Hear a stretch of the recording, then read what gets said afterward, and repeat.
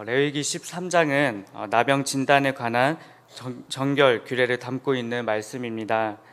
하나님은 나병이라는 병을 말씀하시기 위해 13장 또 14장을 통해 무려 116절을 할애해서 말씀하고 계십니다. 왜냐하면 이 당시에는 병에 대한 진단이 굉장히 중요했기 때문입니다. 성경에서 보통 나병은 하나님의 말씀과 권위에 불순종할 때 형벌로 주어진 병으로 표현되고 있습니다. 하나님의 대리자였던 모세를 비방하던 미리암이 나병에 걸렸고, 또 엘리야사의 사환 게하시가 나아만에게 보상금을 요구했다가 나병에 걸렸고, 또 우시야 왕도 규례를 어기고 여호와의 성전에 들어가 향단을 분향하는 범죄를 저지른 후에 나병에 걸렸습니다. 이처럼 병은 죄와도 연결되어 있었기 때문에 분별하는 것이 참으로 중요했습니다. 이렇게 병을 분별하고 선언하였던 제사장들의 역할을 통하여 하나님이 오늘 우리에게 말씀하고자 하신 메시지가 무엇인지를 함께 나누고자 합니다. 여기 있는 우리 모두는 왕같은 제사장을 부르심은 받은 자들이기에 오늘 말씀을 나누면서 하나님이 원하시는 그 제사장의 모습으로 세워져가는 은혜의 시간이 되시기를 주님의 이름으로 소원합니다.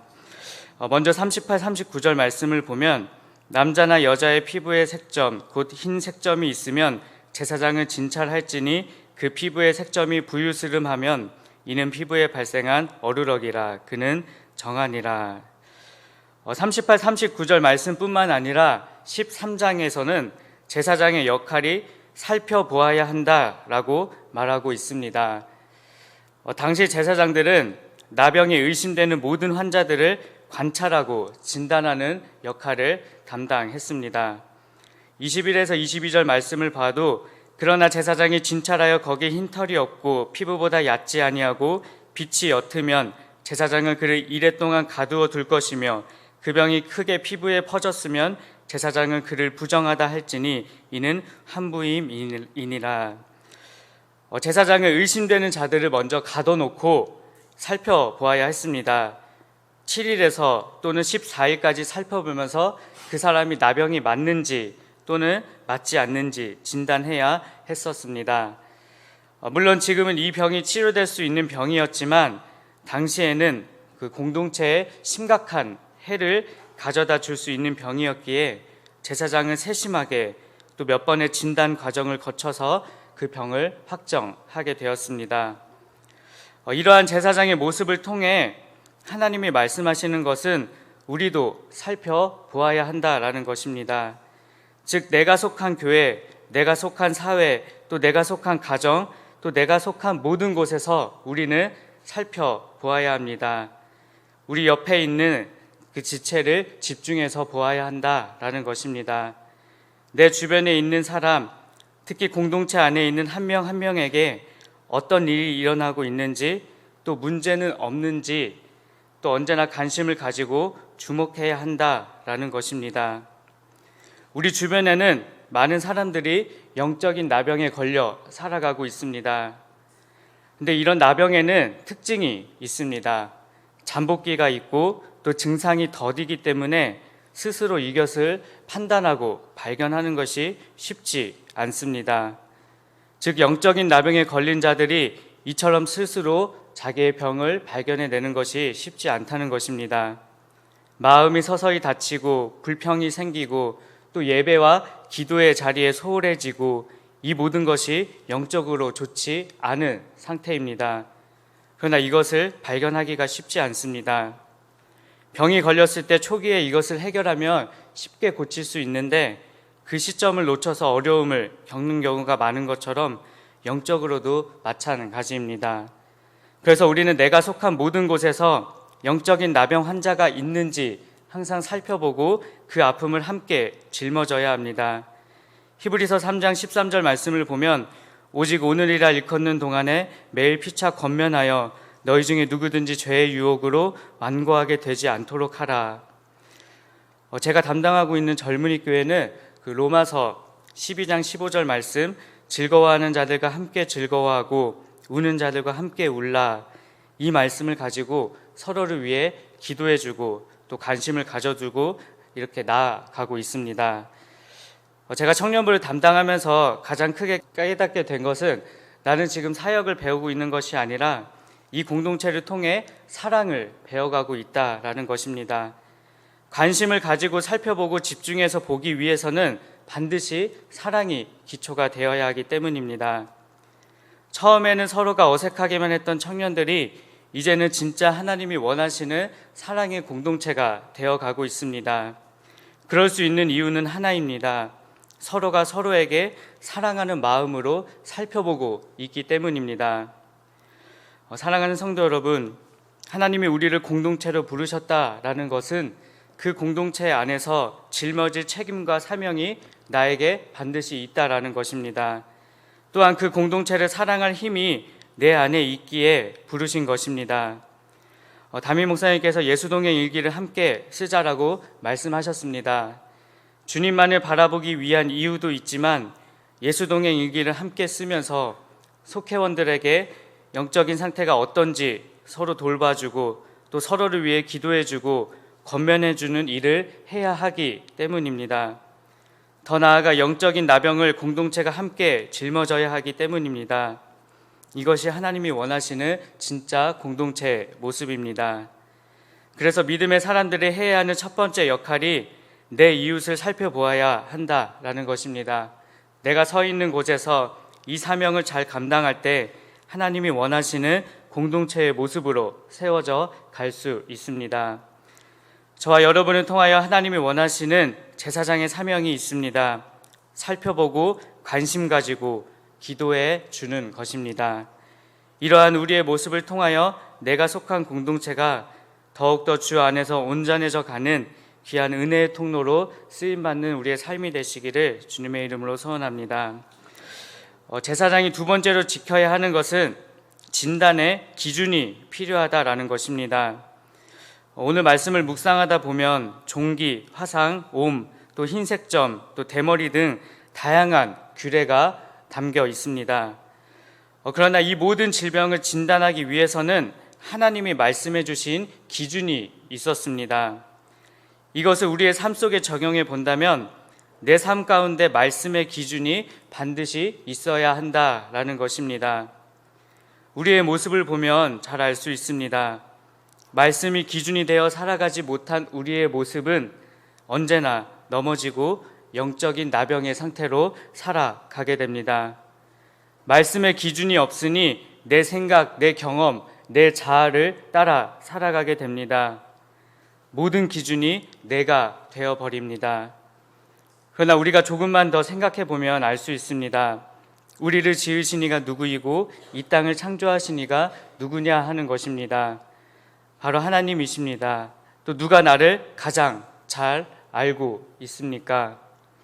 당연히 나를 만드신 하나님이십니다. 나를 가장 잘 아시는 하나님께서 이 땅을 살아가야 할 우리에게 주신 힘과 능력이 바로 말씀입니다. 하나님의 말씀이 기준이 되는 사람은 결코 무너지지 않습니다. 우리 교회에서 강조하는 것 중 하나가 바로 매일매일 큐티 하자라는 것입니다.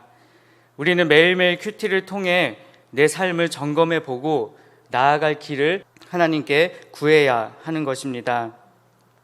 세상적인 것이 기준이 되는 것이 아니라 또 미디어가 또는 언론이 또는 세상의 모든 지식들이 내 삶의 기준이 되는 것이 아니라 하나님의 말씀이 기준이 되어 세상의 잘못된 가치관을 우리는 분별할 줄 알아야 합니다. 말씀이 능력이 된다라는 말이 있습니다. 하나님의 말씀은 살아있기에 능력이 된다라는 것입니다. 사랑하는 성도 여러분, 살아 역사하는 말씀 앞에 매일매일 나아가는 삶이 되시기를 바랍니다. 말씀이 이끌어가는 삶은 정말 능력이 되는 삶입니다. 제가 대학교 시절 갑작스런 어려움이 찾아왔을 때 정말 교통비를 조금이라도 아끼기 위해 1시간을 걸어 다니기도 했었고 또 수많은 좌절을 느끼기도 했던 적이 있습니다. 그러나 그때 제 삶의 능력이 된 것은 하나님의 말씀이었습니다. 현실의 어려움이라는 실제 앞에 서니 대안은 하나님의 말씀뿐이었습니다. 나를 사랑하신다는 하나님의 약속의 말씀만이 제 삶의 유일한 대안이었습니다. 저와 여러분이 말씀이 기준이 되는 삶이 되시기를 바랍니다. 그 안에는 반드시 하나님의 능력과 사랑이 담겨 있습니다. 우리가 죄악된 세상 가운데서도 믿음을 지킬 수 있는 것은 우리에게는 하나님의 말씀이 있기 때문입니다. 매일매일 큐티를 통하여 그 하나님의 말씀을 깨닫고 그것을 기준 삼아 승리하는 저와 여러분이 되시기를 주님의 이름으로 소원합니다. 세 번째로는 제사장이 감당해야 하는 것은 부정하다라는 것을 선언해야 하는 것입니다. 그렇게 선언하는 까닭이 무엇입니까? 그 나병 걸린 자를 그냥 내버려둬서는 안 되기 때문입니다. 하나님의 마음인 사랑이 동기가 되어 공동체 안에 거할 수 없는 그를 그냥 내버려둘 수 없기 때문에 제사장은 부정하다고 선언해야 합니다. 이것을 쉽게 생각하면 자녀를 키울 때 그 자녀가 잘못된 길을 걸어가고 있으면 우리는 그냥 내버려두지 않습니다. 그 자녀가 다시 올바른 길로 돌아오게 하기 위해 잘못된 것이다 라고 말합니다. 자녀가 다시 돌아올 수 있도록 잘못된 것을 말하게 되는 것입니다. 그래서 우리는 이 레위기를 묵상하면서 나오는 다양한 정결규례의 원칙이나 또 목표가 결국에는 하나님의 회복 안으로 들어오게 하려는 하나님의 배려와 사랑이다라는 것을 알고 있어야 합니다. 부정한 자가 이런 분별과 선언을 통하여 자신의 병과 죄를 고백함으로 하나님 안으로 들어오는 은혜를 누리게 되는 것입니다. 오늘 말씀을 묵상하면서 우리가 이러한 사명을 감당하기 위해서는 우리 안에 먼저 이런 죄 고백이 있어야 함을 깨닫게 되었습니다. 45절 46절 말씀을 보면 나병 환자는 옷을 찢고 머리를 풀며 윗입술을 가리고 외치기를 부정하다 부정하다 할 것이요 병 있는 날 동안은 늘 부정할 것이라 그가 부정한즉 혼자 살되 진영 밖에서 살지니라. 제사장이 세심하게 진찰하고 바라본 후 진단하고 그것을 선언했을 때 나병 환자는 가장 먼저 옷을 찢어야 했습니다.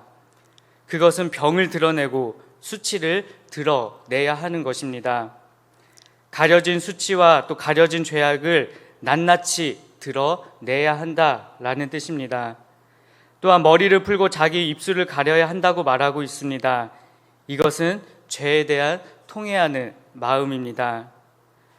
이것을 쉽게 생각해 보면 우리 안에 성령님이 오셨을 때 가장 먼저 무엇을 보게 됩니까? 우리의 죄악된 모습입니다. 우리가 그것을 깨닫고 보게 되었을 때 우리는 통곡할 수밖에 없습니다. 나약한 우리는 내가 죄인임을 또 내가 연약한 존재라는 것을 이렇게 선언하고 고백하지 않으면 인간의 죄악된 본성으로 인하여 계속해서 낮은 자가 아닌 높은 자의 삶, 교만한 자의 삶을 살아가려고 합니다. 이것이 우리의 모습입니다. 그래서 우리는 먼저 죄에 대한 철저한 통곡과 고백이 있어야 한다라는 것입니다.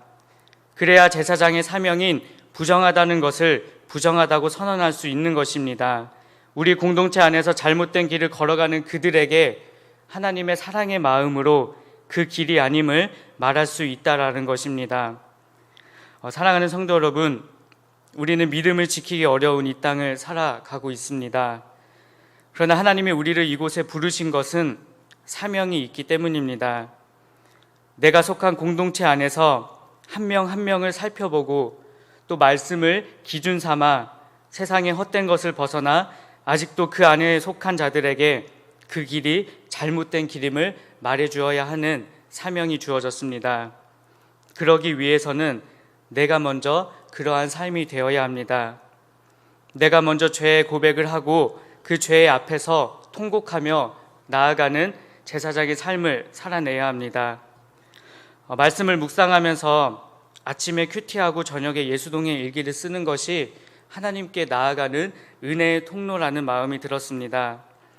하나님의 말씀을 기준 삼아 하루를 시작하고 그럼에도 여전히 연약한 나의 모습들을 영성일기를 통해 돌아보고 회개하는 삶을 우리 모두가 살아가시길 바랍니다. 그리하여 어둡고 캄캄한 이 세상 속에서 저와 여러분 모두가 세상의 빛과 소금의 역할을 감당하는 삶이 되시길 바랍니다. 믿음을 지키기 어려운 이 세상 속에서 정말 살아있는 하나님의 말씀이 기준이 되어 하나님이 원하시는 공동체를 더욱 굳건히 세워나가고 또 이 악한 세상 속에서 오히려 거룩을 외치며 나아가는 저와 여러분의 삶이 되시기를 주님의 이름으로 소원합니다.